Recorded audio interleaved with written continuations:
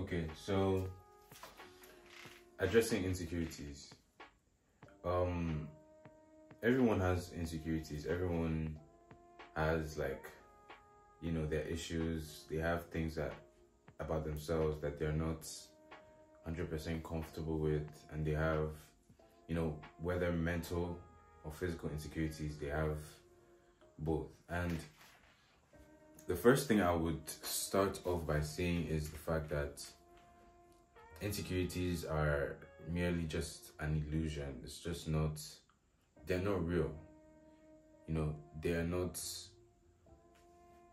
things that are fixed, you know, or they're not things that attention should be, you know, fixed onto, because their validation only stems from the person who has the insecurities, right?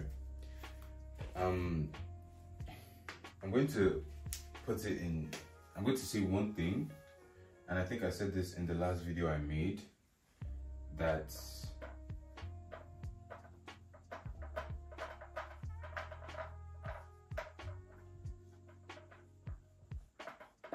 and this is a concept that I feel like everyone should build their life around, because it's pretty much the only thing that when you hear and when you see actually redirects you back to you and your roots and the essence and the element of creation, right? And when you tap into this understanding, you realize that things that you consider illusions, insecurities, are just illusions of your mind, and what you're trying to avoid is feeling a certain way about yourself. And so what you do is that you link certain emotions that you don't want to feel to, you know, your insecurity. So we have mental insecurities, we have physical insecurities. These are the two main ones, right? And let's say instead of mental, let's use emotional insecurities. Emotional insecurities could include stuff like anxiety, right? And physical ones could include stuff like I have a big nose, right? Now, these is not what matters. I'm going to reiterate this because in the last video I did say this. It's not the physical, it's not the idea, it's the feeling. The big nose is not the issue, it's what you've linked to people with big noses. There's people with big noses that have no problem with their nose, and there's people with anxiety. Anxiety is something that basically, let's separate the two, right?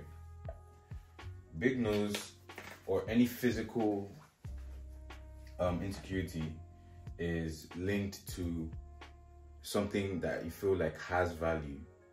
Meanwhile, the value is just something you assigned to that thing, right? So this is easy to conquer. When you realize this is an illusion and people only take it as you take it, this doesn't matter anymore, right? Because if everyone told you they like your big nose, you wouldn't give a fuck, right? But now, over here, this is pretty much, if anything, what could influence your physical insecurities. And what the most important thing that we need to understand is emotional insecurities are probably the most important things that we need to focus on as people.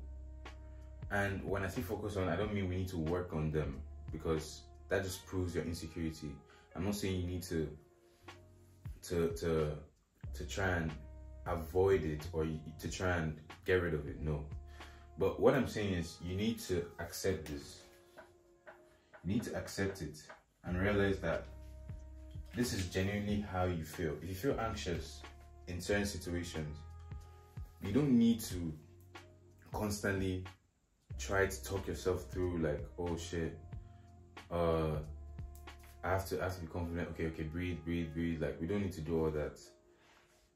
doing all that is just trying to run from who you truly are, because the true version of you is telling you, yo, whatever it is whatever situation I'm in, this is how I feel, and I need acknowledgement.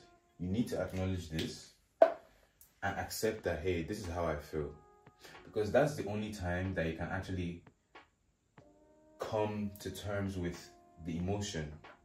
And when you come to terms with that emotional insecurity, that is when you can actually speak to it. That's when you can actually control it. You can't fight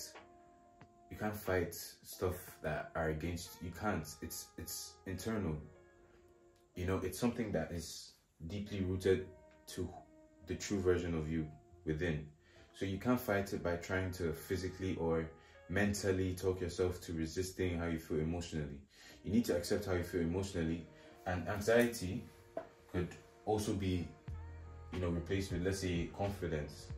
You know, you may not be confident, and that's an emotional, you may not be confident, and that could be an emotional insecurity, right? And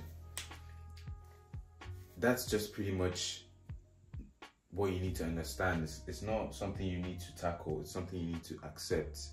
It's something you need to acknowledge. And when you acknowledge it, that is when you come to terms with it. Don't fight against your emotions. You can't fight who you truly are. You can't run away from who you are. If there's one thing I'm gonna leave this video with, it's the fact that your emotions act as a guide. Your emotions are not telling you this is bad or good. It's telling you, hey, pay attention to me so that we can get to where we want to get to. And that's the same thing with insecurities. If you have an emotional insecurity, self-confidence, anxiety, nervousness, whatever the case may be, other stuff that you could be struggling with, always remember to acknowledge it, because it's used as a guide to what you truly want to experience. So yeah, that's all I have to say.